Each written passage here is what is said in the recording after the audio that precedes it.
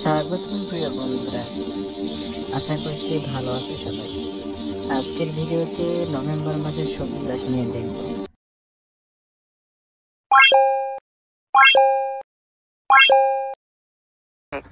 November মাসটি সাধারণত বাংলাদেশে শীতকালীন সবজি চাষের জন্য খুবই গুরুত্বপূর্ণ সময়।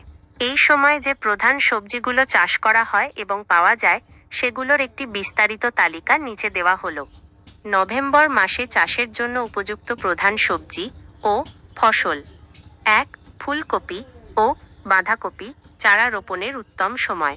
চারা বড় হলে মাটির গোড়ায় মাটি তুলে দেওয়া এবং সারের উপরই প্রয়োগ করা জরুরি। 2.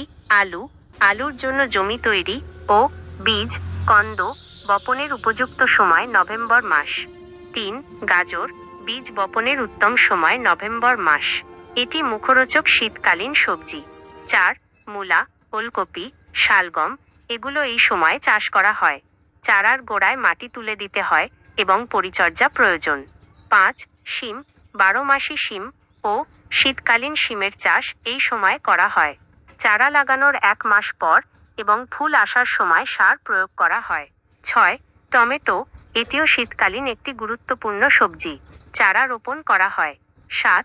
মিষ্টি কুমড়া লাউ এই সবজিগুলোর চারাও এই সময় লাগানো হয় বা ফলন শুরু হয়। লাউয়ের ক্ষেত্রে মাচা তৈরি করা প্রয়োজন। 8. পেঁয়াজ ও রসুন এই সময় এগুলোর চারা বা কন্দ লাগানো হয়। 9. মরিচ ও ক্যাপসিকাম চারা রোপণ ও পরিচর্যার মাধ্যমে ভালো ফলন পাওয়া যায়। 10. অন্যান্য সবজি ধনেপাতা লাল শাক পালং শাক বরবটি এবং স্কোয়াশ ইত্যাদি সবজির চাষও নভেম্বর মাসে করা যায়। চাষের পরিচর্যা সংক্রান্ত কিছু টিপস: এই সময় সবজি ক্ষেতের আগাছা নিয়মিত পরিষ্কার রাখা দরকার। রোগ ও পোকামাকড় নিয়ন্ত্রণের জন্য প্রয়োজনীয় ব্যবস্থা নিতে হবে। সেক্স ফেরোমেন ফাঁদ ব্যবহার করা যেতে পারে।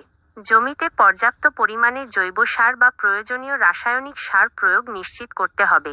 অনেক সবজির ক্ষেত্রে যেমন ফুলকপি বাঁধাকপি 2-3 সপ্তাহ পর সারের উপরই প্রয়োগ প্রয়োজন হয়।